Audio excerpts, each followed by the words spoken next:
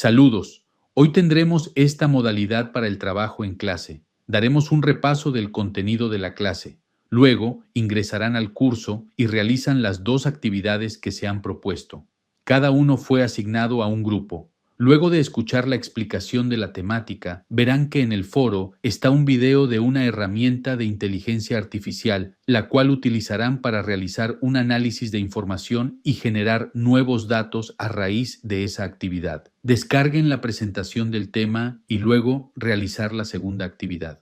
Bienvenidos a nuestra clase. Hoy trabajaremos el sexto módulo, la organización del Estado. Este es un tema central en el estudio del derecho y de las ciencias políticas, porque nos permite comprender cómo se estructura, cómo funciona y bajo qué principios se organiza nuestro país. 1. Consideraciones previas. Antes de hablar directamente de la organización del Estado, debemos tener claras algunas ideas previas. El Estado se entiende como una sociedad humana, asentada en un territorio específico, regida por un orden jurídico que es creado y aplicado por un poder soberano. Todo esto con el propósito de alcanzar el bien común o bien público temporal. En otras palabras, el Estado no surge por casualidad, sino que responde a la necesidad de organizar la vida en comunidad. Francisco Porrúa Pérez lo define como una institución con personalidad moral y jurídica. Esto significa que el Estado tiene una existencia reconocida tanto en lo jurídico como en lo moral, y que sus acciones tienen validez frente a sus ciudadanos y frente a la comunidad internacional.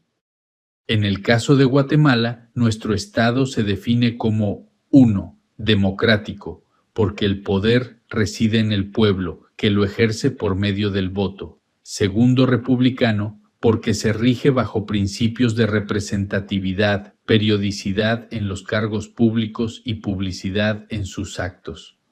3. Representativo, porque no todos participamos directamente en la toma de decisiones, sino que elegimos representantes que lo hacen en nuestro nombre. 4. Presidencialista, porque la figura del presidente concentra la jefatura del Estado y del gobierno. Además, Guatemala es un Estado simple y unitario. Esto quiere decir que es uno solo, indivisible, y que la mayor parte de las competencias del poder público se concentran en la ciudad capital. De allí surge la característica de ser un Estado centralizado, donde las decisiones principales se toman desde el centro del país. 2. La organización del Estado. Ahora bien, para que un Estado pueda funcionar adecuadamente, necesita organización. Esa organización no es improvisada, sino que se encuentra establecida en la Constitución Política de la República de Guatemala, que es la norma suprema. Allí se señalan las funciones, atribuciones y límites de cada uno de los poderes que conforman el Estado. En otras palabras, la Constitución es el plano que define cómo se organiza la casa llamada Guatemala. 3. Clasificación de los órganos del Estado. La doctrina nos habla de varios tipos de órganos. Órganos mediatos, que no se crean directamente en la Constitución, sino a través de leyes secundarias. Un ejemplo fue el Centro de Gobierno, una institución que buscaba centralizar compras del Estado. Sin embargo, cayó en desuso por problemas de corrupción y malversación de fondos durante la pandemia. Órganos facultativos que derivan de la necesidad de administrar el territorio. En Guatemala, el Ejecutivo se apoya en gobernadores departamentales y alcaldes municipales, quienes cumplen funciones de representación y administración local. Órganos necesarios que corresponden a los tres grandes poderes: ejecutivo, legislativo y judicial. Ellos son indispensables porque ejercen las funciones básicas del Estado. Esta división de poderes, uno de los principios más importantes en la organización estatal, es la división de poderes. Esta división responde a una idea fundamental: ningún poder debe concentrarse en una sola persona o institución. De lo contrario, se corre el riesgo de caer en la tiranía. Así, la teoría política moderna establece que el poder debe dividirse en tres: poder ejecutivo que administra el Estado y aplica las políticas públicas, poder legislativo que crea las leyes, poder judicial que aplica las leyes e imparte justicia. Cada uno de ellos es independiente, pero al mismo tiempo deben colaborar entre sí para que el Estado funcione. En conjunto, los llamamos poderes públicos y su función principal es garantizar la convivencia social y el orden.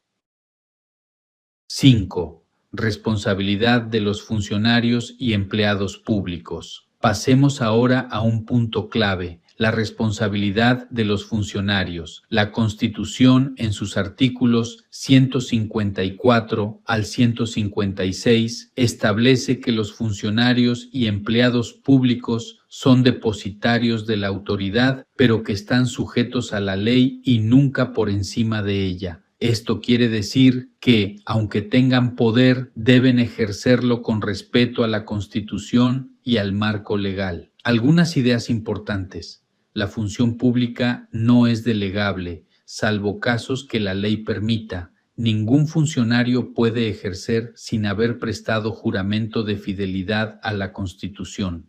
Si un funcionario infringe la ley en perjuicio de alguien o del mismo Estado, será civil y penalmente responsable. Nadie está obligado a cumplir órdenes ilegales, ni en el ámbito civil ni militar. Este marco normativo busca asegurar una ética gubernamental, integridad, honradez, respeto y apego estricto a la Constitución.